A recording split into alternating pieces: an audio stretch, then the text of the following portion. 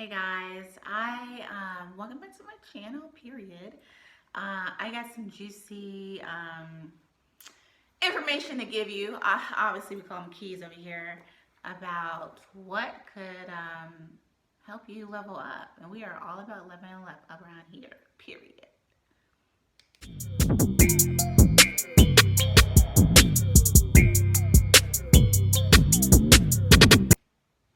Hey guys, welcome back to my channel. I took the glasses off because I was just like, that's enough. Okay. Anyways, so today I want to come up here and talk about um, how you have to mend relationships, specifically broken relationships.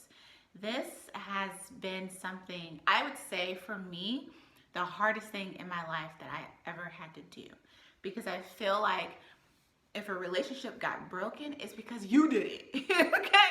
It wasn't because of something that I did, it's because you wanted to act crazy and I had to mind my business and get somewhere else and move on with my life, right? But I realized just as growing up and becoming an adult and being an adult, that you have to mend broken relationships. It's not easy. It's definitely not fun. It causes you to be a mature person. It causes you to humble yourself. But I think that is a position and a direction God wants us to be anyways, right? And so I have some keys that I want to lay on you that I help you realize why you need to and maybe even have to mend those broken relationships. So, first key, like it's like an important key, is because you might end up needing that person in the future. Real talk, like real talk, real deal, Holyfield. I've had some situations where I was in the complete right, and I said I would never, ever forgive this person. And it took a lot for me to do so. Or if anything, it took a lot for me to get over that hurt. And so therefore, since I wasn't getting over their hurt, I wasn't forgiving them. I wasn't treating them with respect. I treated them in the way that I would want to be treated, because you betrayed my trust, right? So I felt like you didn't deserve any civil treatment, but that's not the way God wants us to be. That's not the call He has on our lives. It took me a long time to discover that. And not just to discover that, to heed to that. Because just being an adult person, I realized you're going to run back into that person. And it's the least time you would expect it, you're going to run back into that person. And you don't even want to, but you're going to. God's going to place you in that position where you got to humble yourself, knock yourself down a couple pegs, and be in a hospitable position, and be in a position where you can be treating people like humans, even though you want to body slam them, but you can't. You can't. You have to forgive them so that you can move forward in life. It's hard. It's hard.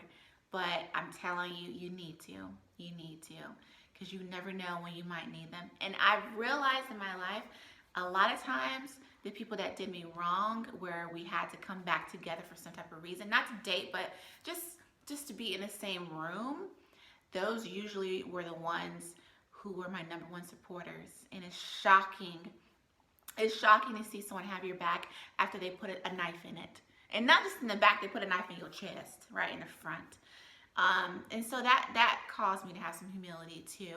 But at the same time, I will always let you know, you need to watch those people, because if they did it to you once, they will do it to you again. And you know what? And I also feel like people try to tell me, oh, people change. I think people change because they have to change, not because they want to. So let that be known, okay? That's a key in itself, but just let that be known. So, second key to where you are going to know, where you're going to realize you have to mend those broken relationships, is because you need to know when you need to be the lion and the lamb in a situation, okay? So the thing is, you want to always put yourself in a position where you're going to have the upper hand. Even though you may have been the person that was betrayed or hurt, You cannot let someone know what you're thinking. And like for me, I usually show my emotions on my face, but I'm very good at being stone-faced too, right? So RBF, I'm very good at that, and I'm very good at letting people not know what I'm thinking. But at the same time, you want to be able to be that lion or be that lioness and kind of be stoic in a situation and not show your hand until it needs to be shown, until you need to be a lamb, right? So when you can do that, when you can master that technique, let me tell you, you won. You won. Where no one can really know what you're thinking, know what's your next step, know, you don't want to let your left hand know what the right hand is doing, right? Just people they can't put a finger on you because they know that they have hurt you in the past, and they are expecting you to act a certain way, but when you don't, you surprise them and you let them know you always got the upper hand. Okay, period. So just know that. And so my last and final key that I think is very, very important, you just have to get over the situation. You are going to be empowered so much when you do, and you're going to be able to let that stress go. Like when that stress comes off of your body, off of your mind, off of your heart, off of your energy, you can move on and process something else that's going to need all of your energy. Like trust me, like you're going to want to let this go. Even though you don't want to let it go. You don't want to let it go because you were hurt, you were betrayed, you gave this person your heart, you gave this person your trust, you were always in their corner, and then they turned their back on you and did a double flip and went to the other side. Let them be on the other side. Let them win with whoever they think they're going to win with, because they're really losing if you're not on their team, and that's on period, okay? But anyways, you have to get over it, because you need to have more space, more capacity for other things that's coming down the line in your life. Because let me tell you something, life is not easy. Life is a constant test, and you're going to need that capacity for something else. And you don't need to hold on to no old grudges, no old ways the way someone used to treat you, no old ways the way someone used to look at you, because it's not worth it. And your sanity is more worth it than anything else in this world. You got to hold on to yourself, because in life, you'll see, you have to uplift yourself. You have to uplift yourself. You have to hold yourself up. And holding on to grudges is not keeping any room for you at all. At all. So just know that. So I hope these 3 keys helped you to realize you got to mend those relationships. You may not want to, but it's only going to profit you for the best if you do. If you do, it's going to profit you, and you're going to be able to move to a higher height, a different direction in life. And I know you can do it. It's hard.